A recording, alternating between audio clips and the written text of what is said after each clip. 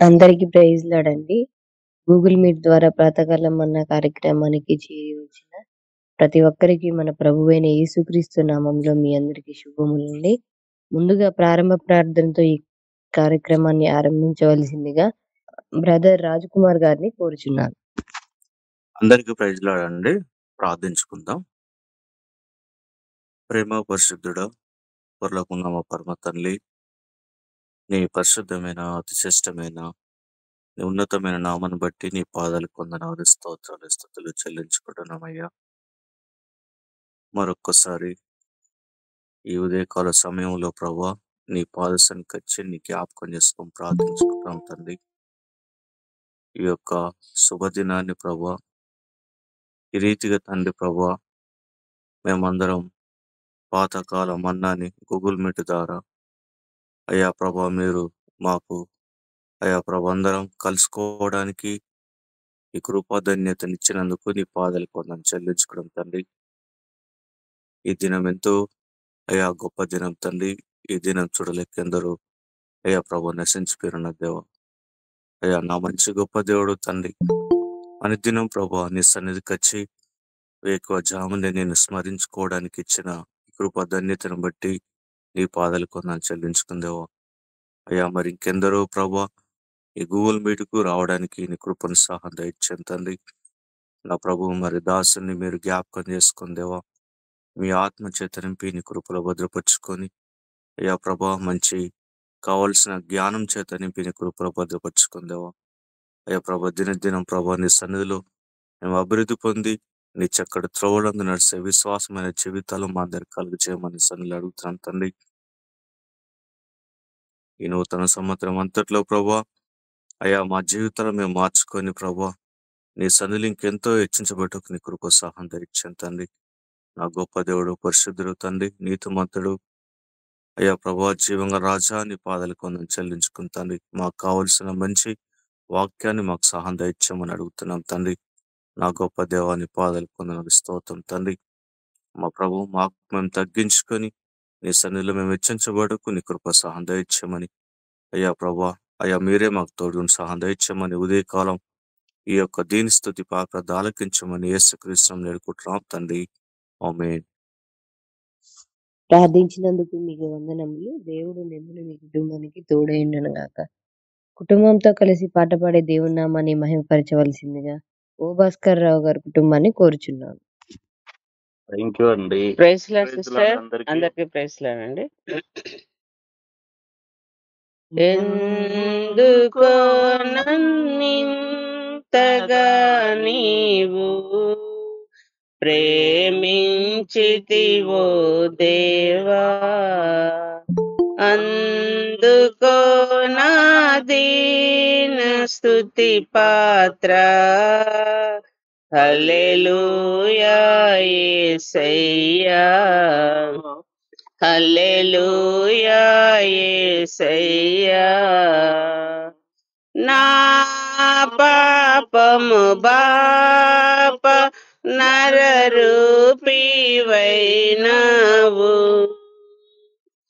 నా శాపము బాప నలిగి వ్రేలాడితివి. నాకు చాలిన దేవుడవు నీవే, నా స్థానములో నీవే. నాకు చాలిన దేవుడవు నీవే, నా స్థానములో నీవే. హల్లెలూయా యేసయ్యా, హల్లెలూయా యేసయ్యా. నీ రూపము నాలో నిర్మించి ఉన్నావు, నీ పోలికలోనే నివసించుచున్నాను. నీవు నన్ను ఎన్నుకుంటివిగా,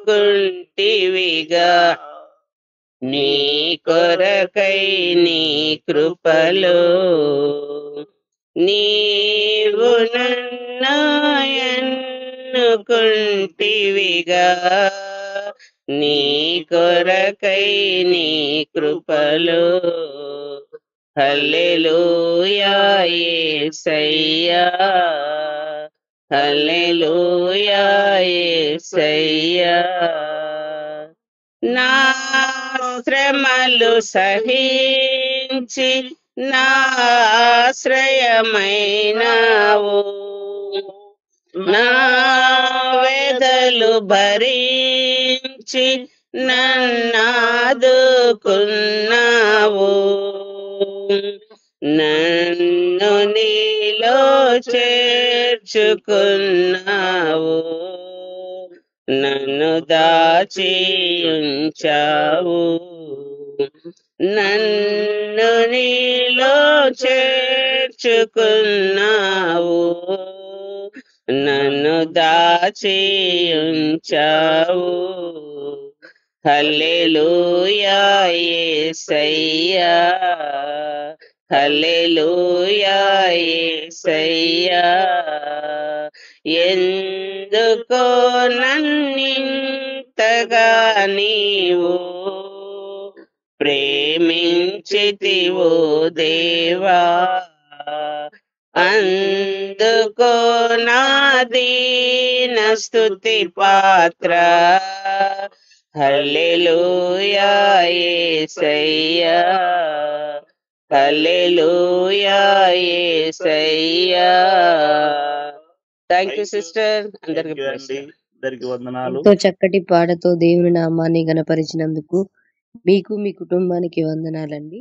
శ్రేష్టమైన సమయంలోకి వచ్చి ఉన్నామండి. వాక్యోపదేశం చేయవలసిందిగా ఈ సమయాన్ని దైవ సేవకులు ఈ విజయ్ కుమార్ గారిని కోరుచున్నాను. ప్రియ సహోదరి సహోదరులారా,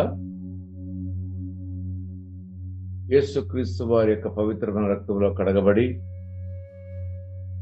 ఈ లోకములో పవిత్రులుగాను నిర్దోషులుగాను నిష్కలంకులుగాను జీవింపజేయడానికి తన ప్రేమలో మన చూపిన ఆ సర్వశక్తివంతుడి యొక్క నామములో మీ అందరికీ యొక్క ప్రాతకాల శుభము తెలియజేస్తూ ఉన్నాను. దేవుని యొక్క మహా సంకల్పం బట్టి 2025 సంవత్సరము 3వ రోజున మరొకసారి మనం అందరం కూడా మరి రీతిగా ఉదయకాలమున లేచి దేవుని యొక్క సన్నిధిలోనికి కూర్చోడానికి దేవుడు గొప్ప భాగ్యం ఇచ్చాడు. అందును బట్టి దేవునికి స్తోత్రం చెల్లిస్తూ ఉన్నాను. ఈ దినమున కొత్త సంవత్సరము ఎందుకు దేవుడు మనకి ఇచ్చాడో ధ్యానం చేస్తూ ఉన్నాము. మొదటి దినమున అనుదినము ఆయన వాత్సల్యత మన ఎడల చూపుతూ ఉన్నాడని, రెండవ దినమున సంవత్సరం అనే దయాకిరీటం మనకి ఇచ్చాడని, ఇదిగో ఈ దినమున నూతన హృదయము కావాలి. మనము దేవుడు అంతగా మనని ప్రేమిస్తూ ఉంటే ఒక సంవత్సరం తర్వాత మరొక సంవత్సరం దయాకిరీటాన్ని మనకి ఇస్తూ పోతూ ఉంటే మన జీవితంలో పరివర్తన రాకుండా మనం ఇంకనూ అదే రకంగా జీవించడము దేవునికి ఇష్టము కానటువంటి ప్రక్రియ. అందుకే ఈ దినమున మన హృదయాలు ఎలా ఉన్నాయి ఒకసారి మనం పరిశీలించుకుందాము. యెహెజ్కేలు గ్రంథము 36వ అధ్యాయము 24వ వచనాన్ని చదువుతున్నాను. దయతో గమనించండి. Page number 718 old testament. నేను అన్యజనుల్లో నుండి మిమ్మల్ని తోడుకొని ఆ దేశంలో నుండి సమకూర్చి మీ స్వదేశంలో మిమ్మల్ని రప్పించదను. మొదటి మాట, నేను అన్యజనుల్లో నుండి మిమ్మల్ని తోడుకొని వస్తాను, ఆ దేశాల నుంచి సమకూర్చుతాను, మీ స్వదేశంలో మేము రప్పించదను. మనకు ఒక స్వదేశం ఉంది, ఆ స్వదేశంలో రప్పిస్తాడట. అన్య జనాంగము నుంచి నీవు నేను మనమందరము కూడా ఆ దేవదేవుని యొక్క మహాసంకల్పమును బట్టి ఆయన యొక్క దయావాత్సల్యము చేత లోకములో దేవుడు లేకుండా జీవించే మన యొక్క దౌర్భాగ్యమైన జీవితం నుంచి, మరి అసహ్యమైన జీవితం నుంచి ఆయన మనల్ని అన్య జనాంగం నుంచి తోడుకొని వచ్చారు. ఇంకను మన పితరులు, మన రక్త సంబంధులు, మన బంధువులు, మన స్నేహితులు, మన దేశంలో నుండి అనేక మంది, కోట్ల మంది ఇంకా అన్యులుగానే జీవిస్తూ ఉన్నారు. వారందరినీ ప్రభు ప్రేమించి పిలుస్తూ ఉన్నాడు. కానీ పాతాళం వారిని రా అని తన పాతాళం నింపుకుంటుంది. కానీ ప్రభు మట్టికి ఇదిగో ఆ బంధకాల నుంచి, ఆ యొక్క అపవిత్రమైన జీవితము నుంచి, అసహ్యమైన జీవితం నుంచి మనం పిలుస్తూ ఉన్నాడు. మనలందరూ కూడా తన దేశంలోనికి మనం పిలవాలని ఆశపడుతూ ఉన్నాడు. అయితే నీవు నేనేమి కావాలి? దేవుడు పిలిచాడు, పిలుపునందుకు మనం వచ్చాము, రక్షణా భాగ్యం మనకు కల్పించాడు. కానీ మన బ్రతుకుల్లో ఇంకా అంధకారమైన జీవితాలు, ఇంకా మోసపూరితమైన జీవితాలు, మనలో ఇంకనూ పరిపూర్ణతలో రాలేక, ఇంకా ఆ అన్నిలో ఉన్నప్పుడు ఏ రకంగా మన హృదయం ఉందో అదే రకం ఇంకా మనలో కొనసాగుతూనే ఉంది. అందుకని అంటున్నాడు 20వ వచనం చూసినట్టయితే, మీ అపవిత్రత యావత్తు పోవునట్లు నేను మీ మీద అశుద్ధ జలమును చల్లుదును. అపవిత్ర యావత్తును పోవడానికి శుద్ధ జలమును చల్లుతాడట. అపరిశుద్ధమైన హృదయం మీద ఆయన శుద్ధ జలాన్ని కనుక చల్లితే మనలో ఉన్న అపవిత్రత అంతా కూడా వెళ్ళిపోతుందట. మనలో ఉన్న పాప జీవితము, పనికిరాని జీవితము, మనలో ఇతర దేవతల్ని పూజించే ఆ బ్రతుకు ఏదైతే ఉందో ఆ పాత స్వభావం నుంచి మనని సరిచేస్తాడట. బైబిల్లో మనం గమనించినట్టయితే కొన్ని పర్యాయాలు ఈ దినం మనం చూసేది, నీళ్లు చల్లుతాను, శుద్ధ జలము చల్లుతాను అని అన్నాడు. మరొక చోట రక్తమును చల్లుతాడు. మరొక చోట మన పెదవులకి అగ్ని బలిపీఠం మేకలు నిప్పురవ్వని తీసుకుని వచ్చి శుద్ధి చేస్తాడు. ఆయన శుద్ధి చేసే ప్రక్రియలు రకరకాలుగా ఉంటాయి. వాటన్నిటికీ మనం సిద్ధపడితే మన అవయవాలు ఏవైతే ఉన్నాయో సమస్తాన్ని ఆయన శుద్ధి చేస్తాడట. ఆయన దగ్గర శుద్ధ జలం ఉంది. ఆ జలము చల్లితే మనకు కలిగిన, మనకంటిన ఆ అపవిత్రత అంతా కూడా ఆయన తుడిచి వేస్తాడట. అయితే శుద్ధ జలమును చల్లుదును, మీ విగ్రహముల వల్ల మీకు కలిగిన అపవిత్రత అంతయు తీసివేసేదను. మన విగ్రహాల వల్ల కలిగిన మనకు అపవిత్రత, విగ్రహం అంటే వట్టిగా మనకు కనబడే కర్రతోనో, ఇనుముతోనో, రాగితోనో, ఇత్తడితోనో, బంగారంతోనో, వెండితోనో చేసేటివి కాదు. కానీ ఇక్కడ మనమందరూ కూడా ఒక్కసారి జ్ఞాపకం చేసుకోవాలి. ఇవి ఎలాంటివి అంటే ఒక్కసారి నేను మీకు జ్ఞాపకం వచ్చేస్తాను, దయతో గమనించండి. కొలసీలు రాసిన పత్రిక 3వ అధ్యాయము ఇక్కడ 5వ వచనం మనం చూసినట్టయితే, కావున భూమి మీద మీ అవయములు అనగా, ఇది అపవిత్రత, ఇది మన ఐడల్, మనకున్నటువంటి విగ్రహం అంటే మన కోరికలు, జారత్వమును, అపవిత్రతను, కామాతురతను, దురాశను, విగ్రహారాధన, ధనాపేక్షను చంపివేయడి. వీటి తీసివేయాలి. 6వ వచనం చూసినట్టయితే, వాటి వలన దేవుని ఉగ్రత అవిధేయుల మీదకి వచ్చును. పూర్వం వారి మధ్య జీవించినప్పుడు మీరును వీటిని అనుసరించి నడుచుకుంటారు. ఇప్పుడైతే ఇప్పుడు ఎట్లుండాలి? కోపం ఉండకూడదు, ఆగ్రహం ఉండకూడదు, దుష్టత్వం ఉండకూడదు, దూషణ ఉండకూడదు, నోటికుంటా బూతులు కూడా రాకూడదు. ఇది ఇవన్నీ కూడా విగ్రహాలే. వీటన్నిటి కూడా విసర్జించండి అని అంటున్నాడు. 9వ వచనం చూసినట్టయితే, ఒకరితో ఒకడు అబద్ధమాడకుడి, ఏలైనగా ప్రాచీన శోభను దాని క్రియలతో కూడిన మీరు పరిత్యజించి జ్ఞానము కలుగు నిమిత్తమై సృజించిన వాని పోలుకు చొప్పున నవీన స్వభావమును ధరించకురుడి అని అంటున్నాడు. ఇదిగో మనమందరం కూడా మన జీవితాలకు కలిగినటువంటి పాపము, మలినము ఏదైతే ఉందో దాన్ని పరిపూర్ణతగా శుభ్రము చేసుకోవాలి.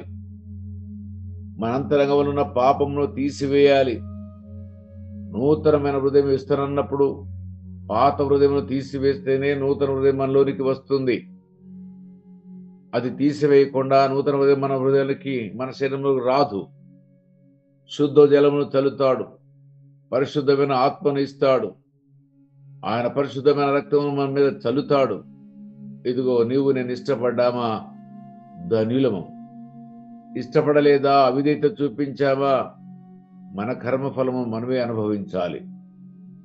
అయితే మనమందరం కూడా ఇద్దరు యజమానులకు దాసులుగా ఉండడానికి ఇష్టపడుతున్నాము. మనమందరం కూడా ఈ లోకములో మనకు నచ్చినది కాసేపు అటు కాసేపు ఇటు అనగా పరిపూర్ణత లేని జీవితాలుగా మనం జీవిస్తున్నాము. ఇద్దరు దాసులకి ఉండాలనుకుంటున్నాము. లోకములో ఉన్నప్పుడు లోకము, దేవుల్లోకి వచ్చినప్పుడు దేవుని యొక్క దృష్టిలో ఈ రకంగా. కానీ మత్తయి సువార్త 6:24 అంటాడు ఏంటంటే, ఇద్దరు యజమానులకు మీరు దాసులుగా ఉండనేరరు. అయితే పాపపు యజమానుడైనటువంటి అపవాది స్వాధీనంలో ఉండాలి, పరమ పవిత్రుడైనటువంటి యేసుక్రీస్తు వారి యొక్క యాజమాన్యంలోనే ఉండాలి. అంతేగాని రెండిట్లో ఉంటానంటే అది సాధ్యమయ్యే ప్రక్రియ కాదండి. అందుకే మనలో ఉన్నటువంటి అపవిత్రత, కోపము, ద్వేషము, అసూయ, అబద్ధాలు, అపవిత్రతతో కూడినటువంటి ఆ పాప జీవితం వదిలివేయమంటున్నాడు. నీవు నేను ఆ జీవితాన్ని విడిచివేయకుండా ప్రభువా ప్రభు అని ప్రార్థిస్తే ప్రభు నీ ప్రార్థన, నా ప్రార్థన వినడు. అందుకే మనమందరం కూడా ఈ దినమున మన అంతరంగంలో ఉన్నటువంటి మాలిన్యమును కడిగి వేసుకోవడానికి దేవుడు మనకి ఈ యొక్క ప్రాతకాలం అన్ననే గొప్ప భాగ్యము మనకి కల్పించాడు. అందుకు మరొక మాట కూడా చూసినట్టయితే, ఇక్కడ ఈ మాటల్లో చూసినట్టయితే, మీ విగ్రహం వల్ల మీకు కలిగిన అపవిత్రత అంతా తీసివేస్తాడట. Just we have to obey him. ఆయనకి విధేయత చూపించాలి చాలు. నూతన హృదయం మీకు ఇచ్చేదను. నూతనమైన హృదయం మనకి ఇస్తాడట. ఈ యొక్క హృదయంలో ఏముంటుంది? నూతనమైన ఆత్మ వస్తాడు. నీలో ఉన్నటువంటి బండలాంటి హృదయాన్ని తీసివేస్తాడు. ఈ యొక్క జీవితాన్ని మనం అందరం కూడా జ్ఞాపకం చేసుకుందాము. నూతన హృదయం మీకు ఇచ్చేదను అంటే పాతది ఏదైతే ఉందో 2024 సంవత్సరంలో ఉన్నటువంటి యొక్క హృదయం ఇంకా అంధకారముతో ఉందని, ఇంకా పాపంతో నిండి ఉందని, ఇందాక మనం చదువుకున్న కొలసీలు రాసిన పత్రిక 3వ అధ్యాయము 5, 6, 7, 8, 9 వచనాల్లో ఉన్నటువంటి పాపాలు ఇంకా మన మీద ప్రభుత్వం చేస్తున్నాయని, ఇంకనూ ఏలుతున్నాయని, వాటి స్వాధీనంలో మనం ఇంకనూ ఉన్నామని జ్ఞాపకం చేస్తూ ఉన్నాడు. అందుకే ప్రభు అంటున్నాడు, ఈ యొక్క ప్రాతకాలం మనం పిలుస్తున్నాడు, నూతన హృదయాన్ని మీకు ఇచ్చేదను. I will give a new heart. కొత్త హృదయం అంటే ఇంతకాలం అపవిత్రముతో, దుర్గంధముతో, అసహ్యమైనటువంటి జీవితము జీవించిన, ఆలోచించిన ఆ హృదయం ఏదైతే ఉందో అది నాకు ఇచ్చేయి. నీకు పనికిరాంది నాకు ఇచ్చేయి. నేను నీకు పరిశుద్ధమైన హృదయాన్ని ఇస్తాను. నా ఆత్మను దానిలో ఉంచుతాను.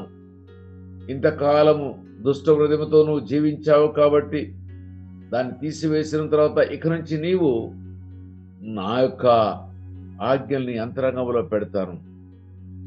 మన యొక్క శరీరంలో గుండె చెడిపోతే గుండె, కిడ్నీలు చెడిపోతే కిడ్నీలు, అదే రకం మనం ఏదైనా ఒక రేడియోని కానీ సెల్ ఫోన్లో కానీ ఏదైనా వస్తువు చెడిపోతే మళ్ళీ తీసి కొత్త పెట్టినట్టుగా మళ్ళా పాత సమస్యలు ఇవి రాకుండా కొత్త సమస్యలు, కొత్త జీవిత విధానం, కొత్త నూతనమైన బ్రతుకు, నూతనమైన ఆలోచన ధోరణి కల్పిస్తానని ప్రభు మనకి ఆయన వాగ్దానం చేస్తూ ఉన్నాడు. నీవు నేను సిద్ధమైతే ఆయన ఎల్లవేళలా సిద్ధముగా ఉంటాడు. ఆయనకి రాత్రి లేదు, పగలు లేదు, ఆయనకు ఉదయము లేదు.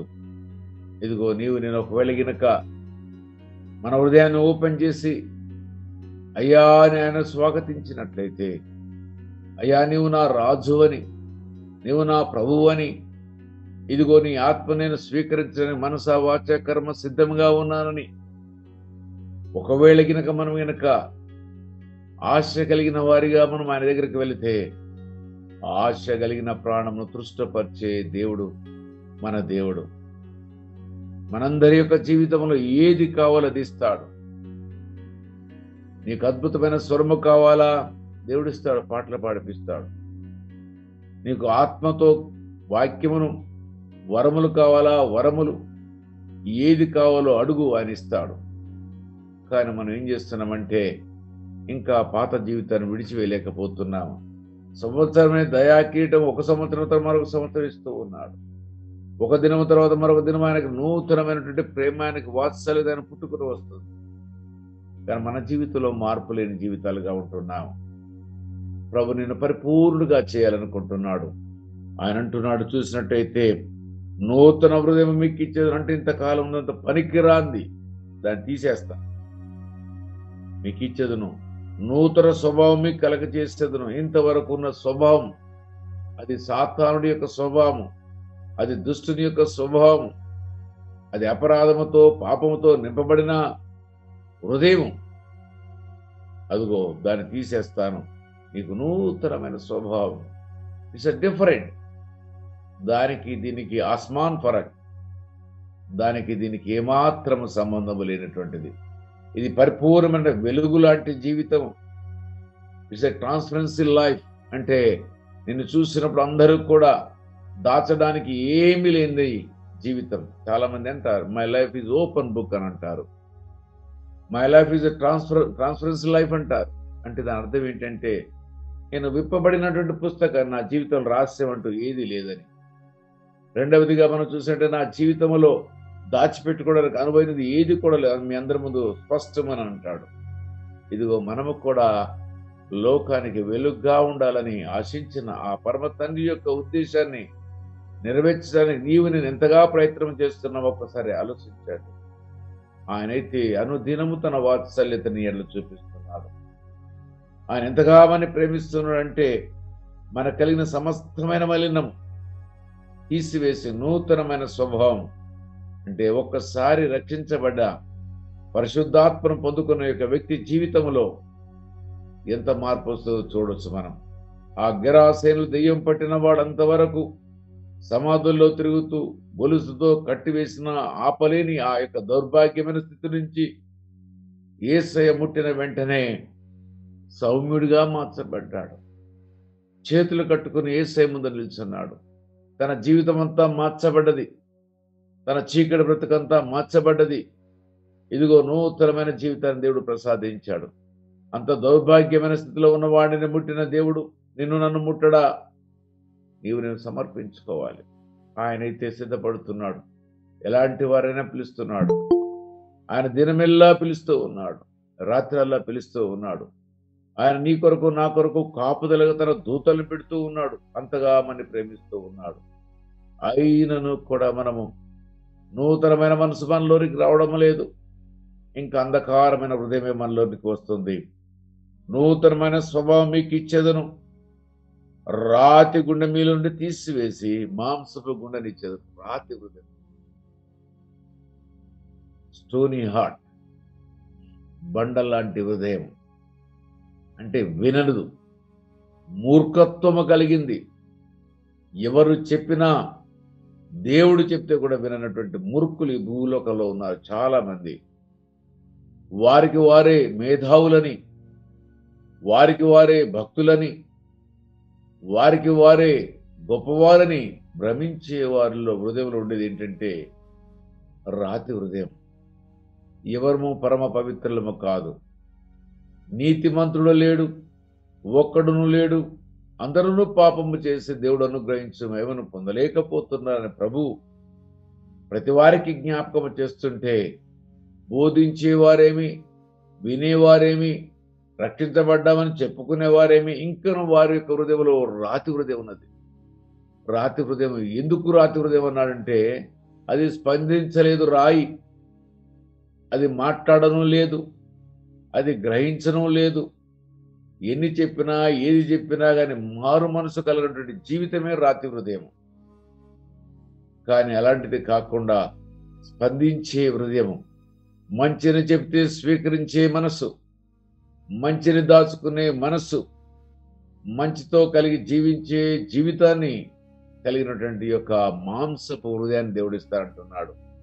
ఇదిగో ఒకవేళ ఇంతకాలము దేవుని మాటలు ఎన్ని చెప్పినా మందిరానికి వచ్చి దేవుని మాటలు విని మార్పు లేని బండలాంటి హృదయం నీలో ఉన్నదేమో, మనలో ఉందేమో ఒక్కసారి మనం ఆలోచించుకోవాలి.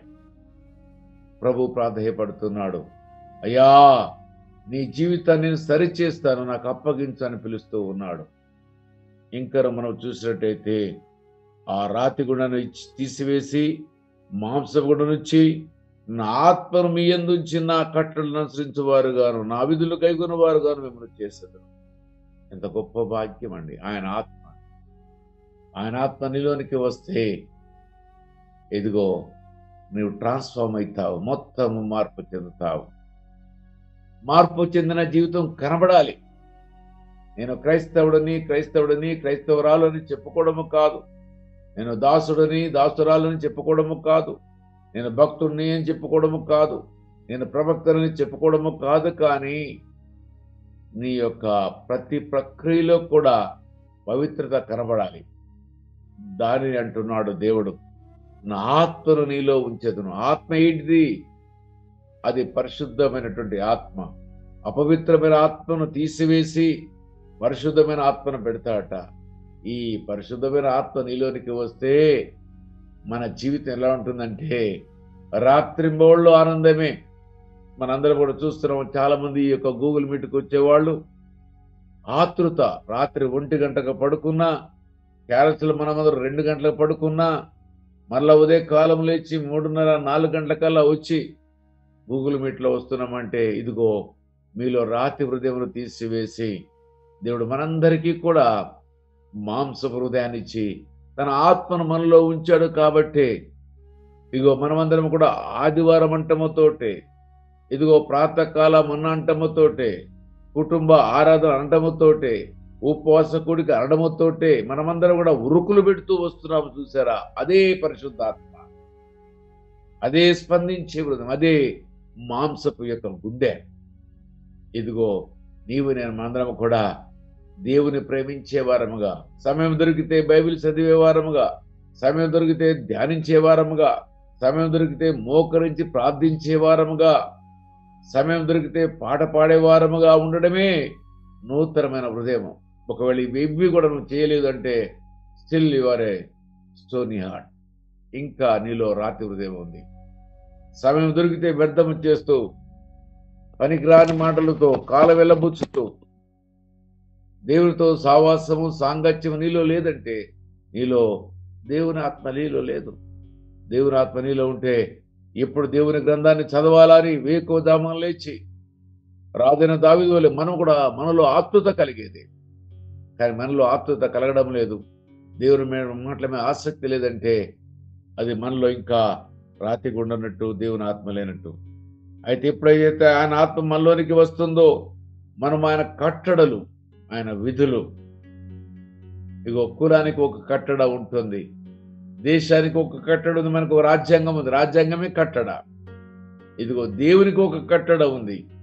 అదే దొరికేనా నీ చేతిలో నా చేతిలో ఉండే ఆ పరిశుద్ధ గ్రంథాన్ని, అది మన కట్టడలు, వాటిని మార్చడానికి వీల్లేదు.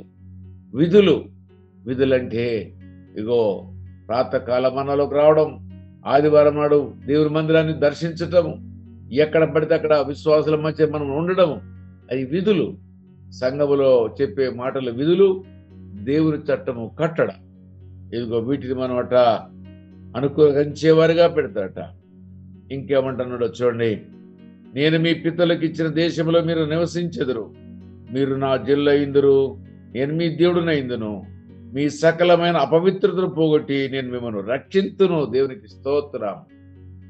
సకలమైన పవిత్రత, జన్మ పాపము, కర్మ పాపము, యవ్వనములో చేసిన పాపము, ఈనాటి వరకు చేస్తున్న సమస్తమైన దుర్గంధముతో కూడిన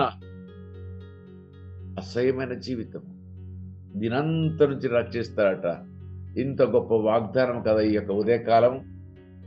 మనమందరం కూడా వాగ్దానం అంటే ఇదే. ఆయన మనతో మాట్లాడుతూ అంటున్నాడు, ఎందుకో ఆ యేసయ్యకి నీ మీద నా మీద ప్రేమ, ఎందుకో మన మీద ఆయన జాలి మనకు అర్థం కావడం లేదు. కానీ ఆయన ఎందుకు జాలి పడుతున్నారికేనా? ఆయన స్వరూపమునిచ్చాడు, ఆయన పోలికనిచ్చాడు. ఆయన స్వరూపం అయితే మిగిలిపోయింది, కానీ పోలిక మనలోంచి వెళ్ళిపోయింది. మనమందరం కూడా అపవాది చేతిలోనికి వెళ్ళిపోతున్నాము. అందుకే దేవుడు బాధపడుతూ అని పిలుస్తూ ఉన్నాడు. మనమందరం కూడా వేదనతో భారముతో, ప్రభువా ఇదిగో నీ సముఖానికి వచ్చాను ఆయన, నాకొక్కసారి నీ హృదయం ఇవ్వు ప్రభువా. రాత్రి కూడా నాలో తీసేయన వాక్యం వింటున్నాను కానీ బ్రతుకు మారడం లేదు, వాక్యం చదువుతున్నా కానీ బ్రతుకు మారడం లేదు ప్రభువా. ఎందుకు ఎరికైనా నాలో ఉంది స్టోనీ హార్ట్ ఉంది, దాన్ని తీసివేసి మాంసపు కూడా నిచ్చి నీ ఆత్మను దానిలో పెట్టు, నీ ఆత్మను దానిలో పెట్టు. ఎప్పుడైతే నీ ఆత్మ నాలోనికి వస్తుందో నీ కట్టడల్ని విధుల్ని నిర్వర్తించడానికి, వాటికి అనుగుణంగా జీవించడానికి నాకు ఆశ కలుగుతుంది.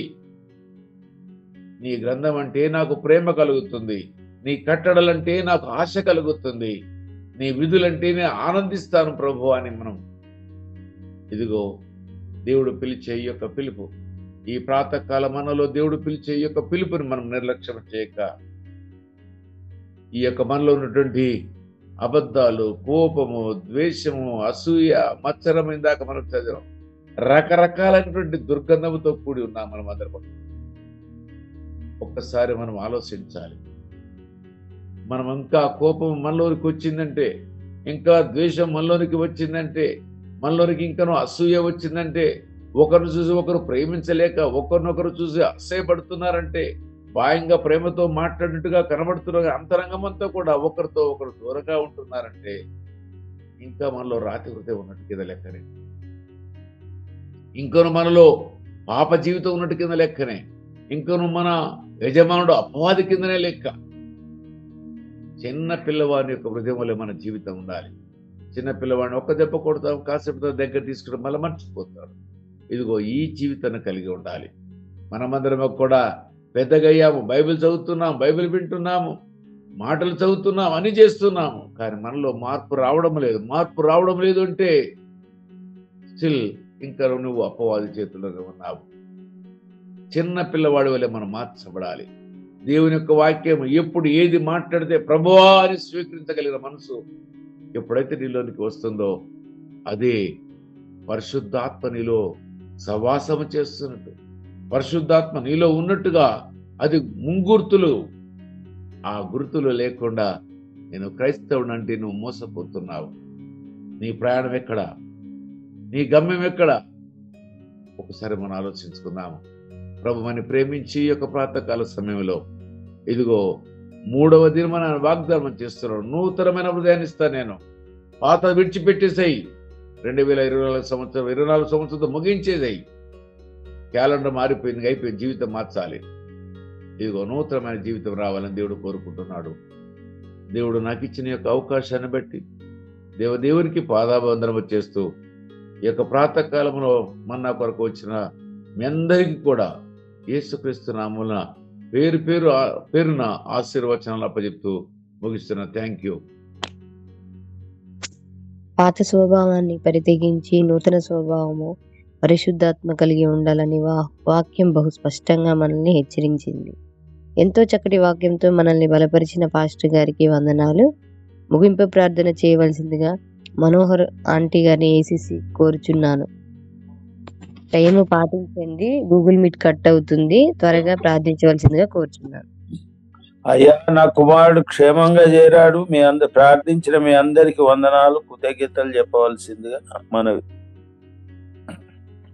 ప్రైజ్ ది లార్డ్ అందరికి కొన్ని అంశాలు గమనించండి. ఈ దినమున సెయింజిల్ గారి బర్త్డే.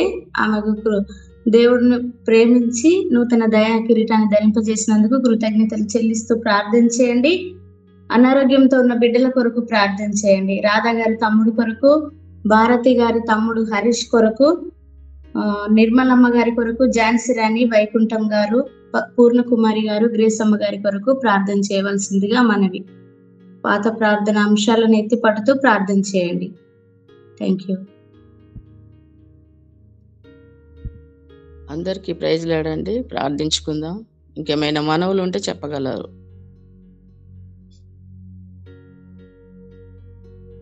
ప్రేమల తండ్రి, దయమయుడా, మహాపరిశుద్ధుడు అయిన దేవా, మీ ఘనమైన నామానికి వందనములు, స్తుతులు, స్తోత్రాలు చెల్లిస్తుంటున్నాం తండ్రి. గడిచిన దినాలన్నీ మీ కృప, మీ క్షేమంలో, మీ దయ కనికరాలు మా ఎంట ఉంచి నైనా మరొక నూతన దినాన్ని మా జీవితంలో మీరు దయచేసినందుకై మీకు వందనం చెల్లిస్తుంటున్నాను. మంచి ఆరోగ్యాన్ని, ఆయుష్ను దయచేసి ఈ ఉదయ కాలంలో తండ్రి మీ యొక్క ముఖ దర్శనం చేయటానికి ప్రభువా, మీరిచ్చిన గొప్ప శ్రేష్ఠ సమయాన్ని బట్టి, ఆరోగ్యాన్ని బట్టి ప్రభువా మీకు వందనములు, స్తుతులు, స్తోత్రాలు చెల్లిస్తుంటున్నాను ప్రభువా. ఈ యొక్క గూగుల్ మీట్ ద్వారా నాయన మీరు అనుదినము మాతో మాట్లాడుతూ మమ్మల్ని సంధిస్తూ మమ్మల్ని పురుకొల్పుతున్న విధానాన్ని బట్టి ప్రభువా మీకు వందనములు. అవును తండ్రి నాయన, అనేక రీతులుగా మీరు మాట్లాడుతూ వచ్చినారు. అవును ప్రభువా, మరి సంవత్సరాలు, కాలాలు, నెలలు గడిచిపోతున్నాయి, మారిపోతున్నాయి, కానీ మా జీవితంలో మార్పు జరగడం లేదని నా ప్రభువా ఈ యొక్క నూతన సంవత్సరంలో మమ్మల్ని హెచ్చరిస్తూ వచ్చినారు. నూతన విధానంగా నాయన మేము ఎలా జీవించాలో, మీ కొరకు ఎలా నడుచుకోవాలో మరొకసారి మీరు హెచ్చరించినారు ప్రభువా.